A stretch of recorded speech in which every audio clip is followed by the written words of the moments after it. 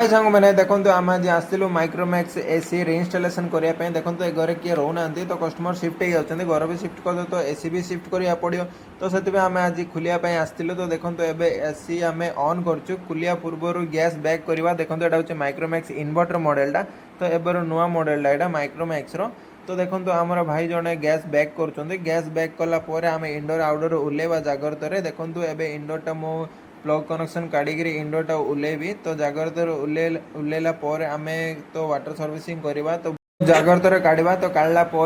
customer भी कहली dust हो जाए तो कस्टमर कहले सर्विसिंग कर दिए कहली तो आम भी सर्विसिंग पंप नहीं तो आम भी पूरा इंडोर आउटडोर भल भाव में सर्विसिंग करदे लगे पूर्वर तो मुझे देखेबी ए टू जेड देखो प्लेट को भी कढ़ाला तो आउटडोर भी कढ़ाला तो मो कस्टमर पचारे आउटडोरटा इंडोरटा केमी नेबा तो कस्टमर कहले आम स्कूटी नहीं जावा कहले तो आम बैग फैग सब थिला तो आम इंडोरटा नहीं गलु देखो कस्टमर आगे आउटडोर आउ पाइप धरी जाऊँच तो आपण मैंने देखिपे मुझे जूम कर देखूँ पाइप पछाड़े बांधी आगे आउटडोरटा धरी जाऊँच तो तांकर घर गला पूरा पार्ट कर पूरा वाटर सर्विसिंग करदे तो देखो फ्रेंड्स ये आम पूरा खोलदेलु पूरा खोलला देखो मैला पूरा भरी जाइए तो तांकर लगेला वाटर सर्विसिंग थरे भी होनी तो मूसा मूसा काटी पूरा एता कर देछि तो लगे पूर्वर एटा नुआ घर तांकर तो लगे पूर्वर वाटर सर्विसिंग करदे भल देखो आमर भाई जड़े पूरा वाटर सर्विसिंग करुँच तो वाटर सर्विसिंग पानी जदि सुविधा भल अच्छी माने ताको पूरा भल भाव में क्लीन करदेवा तो तांकर ये पानी भी सुविधा थिला पानी जीवाई भी सुविधा थिला तो देखो पूरा क्लीन करदेवा ए टू जेड तार कैबिनेट सब कॉइल फॉइल सब क्लीन कलापर इंस्टॉलेशन करवा तो इंस्टॉलेशन भी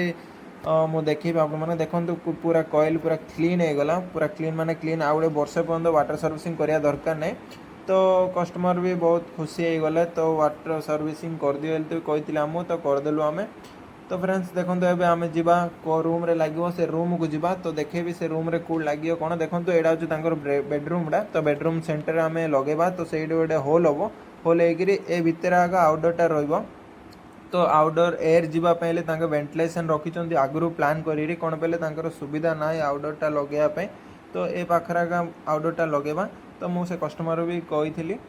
तो आगु प्लान होमर देखो अब आमर इंस्टॉलेशन सरीला आउटडोर फ्लायरिंग करिया आउटडोर फ्लायरिंग बिड़ला गैस प्रेशर देवा प्रेशर देलापर गैस केते अच्छी कौन चेक करी टॉपअप करिया तो मु पूरा आउे देखी आपण मानक इंस्टॉलेशनटा फ्रेंड्स वीडियो जदि भल लगे चैनल लाइक एंड सब्सक्राइब करेंगे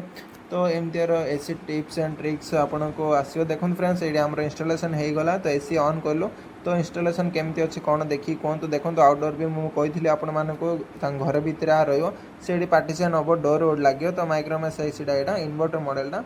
तो फ्रेंड्स केमती अच्छी इंस्टॉलेशन कमेंट सेक्शन में कहतु मुझे जानवा चाहूँगी आपको मो इंस्टॉलेशन भल लगे ना नहीं तो friends thank you so much ये वीडियो एंड कर